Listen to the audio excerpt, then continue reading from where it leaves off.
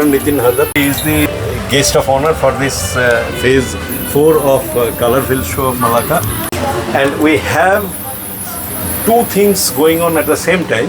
One is the main group show, phase 4 group show is going on inside the in-room dining space, enclosed space. And here we are doing a very unique, one of its kind experiment of affordable art auction. Generally auctions are for paintings worth crores of rupees, but this is not.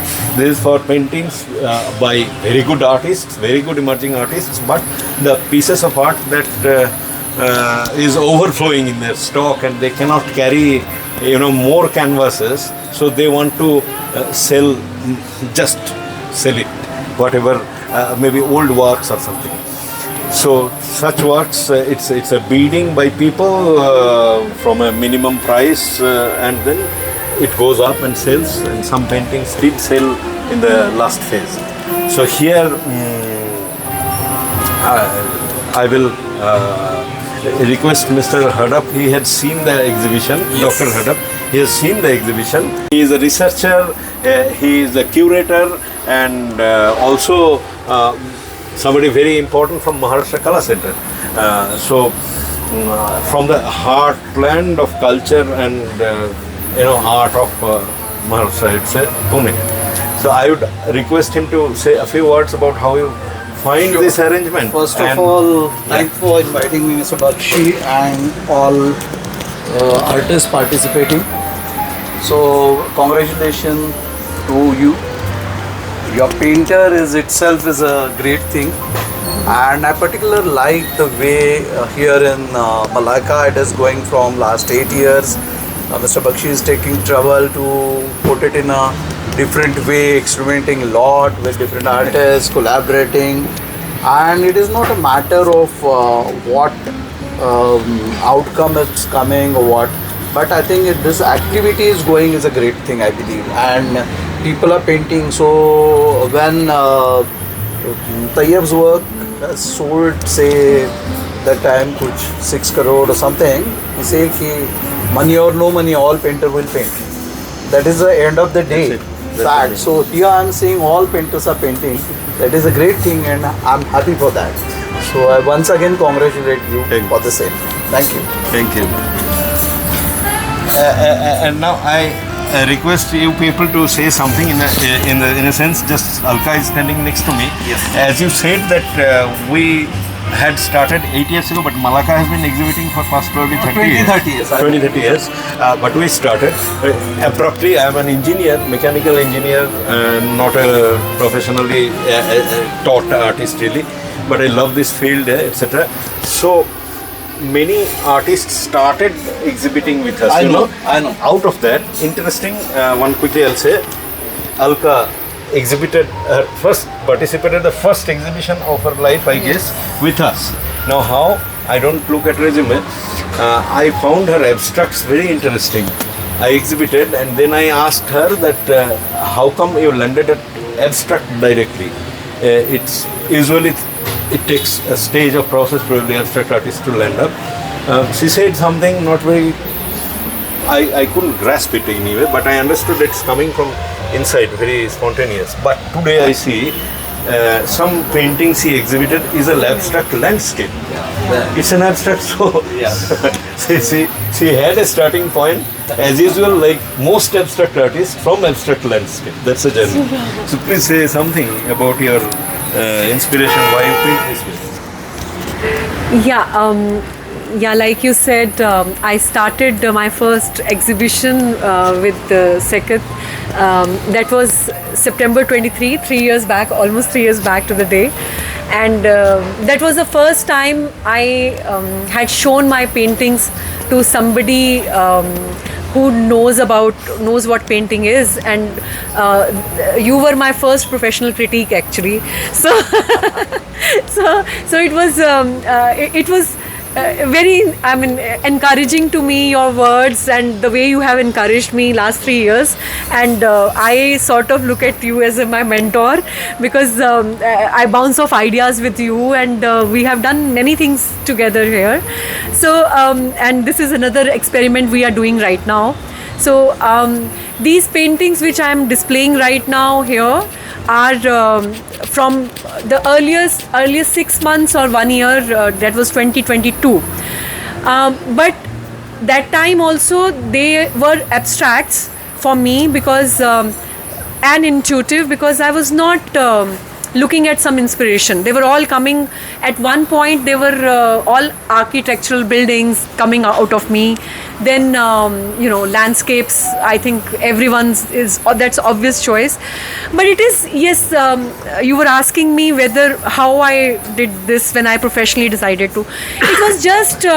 From inside there was a voice which said that this is my career, my second career, and I have to paint abstracts. Before that, when I was painting for my home decor stuff, it was all very, very figurative, and which is still in my house right now. All the big paintings which I did for my home, I never knew abstract, I never cared much for them, but it was very, I think it was a divine guidance for me. And from now, for me, that is the way forward only. I don't know about future, but right now it's totally for me. Inside me, something keeps saying I have to do abstracts. I cannot explain more than that. So Brinda has since I'm so familiar with their paintings, artists who are going with me for a long time. She has an interesting thing, like Aji, today only, here you see these tribal arts. These are real tribal arts they're displaying, actually, tribes did it.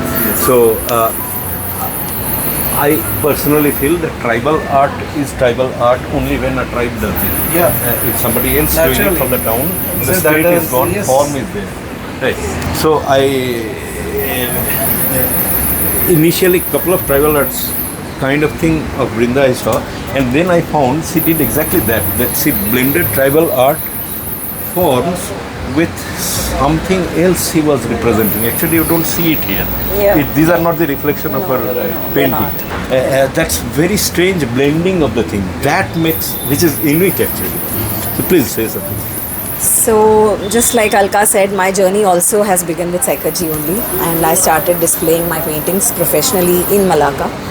I was painting before and I was selling my paintings online, but my inspiration has always been from some folk traditional paintings from India and abroad. It could be a Scandinavian folk art, it could be an Indian Mughal miniature painting. So it has all. I am a pattern lover. I love motifs. I love arches and minarets and things like that. So that called to me. But as he just now rightly said,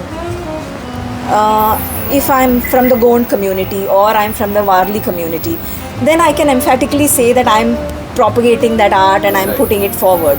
But I don't belong to those communities, so I somehow consciously felt that I should not do a copy, cut, paste, and that is not what I want to represent. My interpretation has to be my own. That is what makes my art unique. So I take inspiration from the traditional art forms, but I always try to own it by blending it with some style of my own, because that is what I want to bring to the table. So yes, and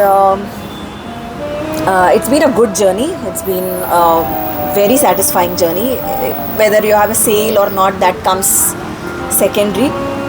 The meditative practice of sitting and putting your brush to the canvas is something that I cannot equate to anything else. So here I am.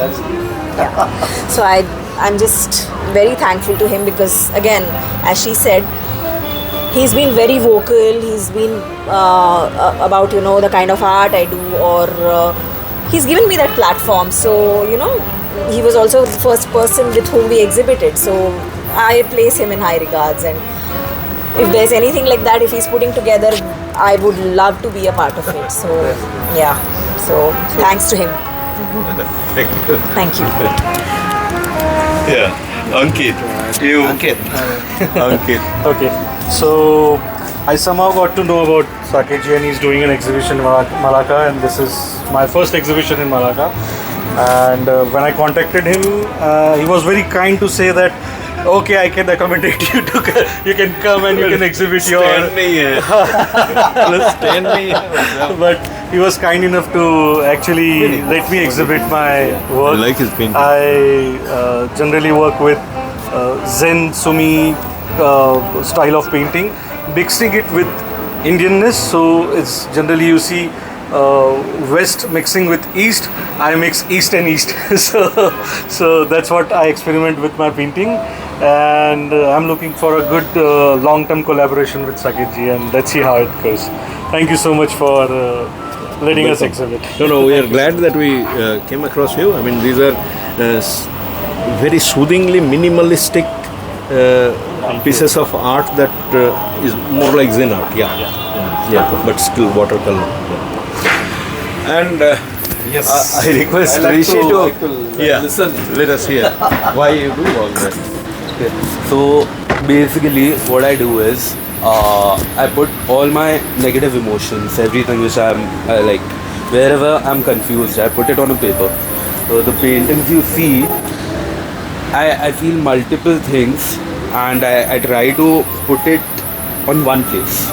And honestly, I don't care that what other people think about it or whether they understand it or not. I want that everyone should relate their own stories to my painting. So yeah, that's it. And I love the poppy colors. It's like imaginary world I'm in, where I see everything which are in the flow, like they're just free. Like to add. I'm seeing the way you are saying कि you're putting your frustration or whatever. Picasso used to say same. I'm putting my illness in my painting. That's why I'm to say he lived 93 years the same way.